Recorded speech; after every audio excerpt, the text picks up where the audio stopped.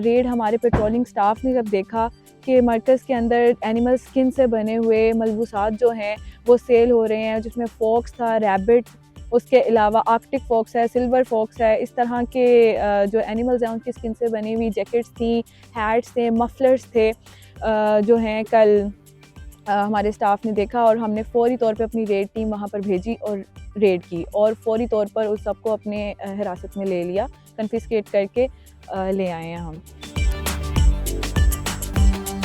हमारी जो टीम है वो मार्गला हिल्स नेशनल पार्क में 24/7 जो है वो पेट्रोलिंग पे होती है। यहाँ पर हमारा काम है इल्लीगल हंटिंग, एनिमल्स की पोचिंग, वुड कटिंग को रोकना। ये डिफरेंट है एनिमल ट्रैफिकिंग। अब फॉर एग्जांपल अब जैसे एक फॉक्स है या फिर एक कोई भी वाइल्ड एनिमल है, उसके मुताबिक जो है हम फ़ाइन करते हैं, उसके मुताबिक ही फ़ाइन होता है। इस पे सब पे डिफरेंट फ़ाइन होते हैं।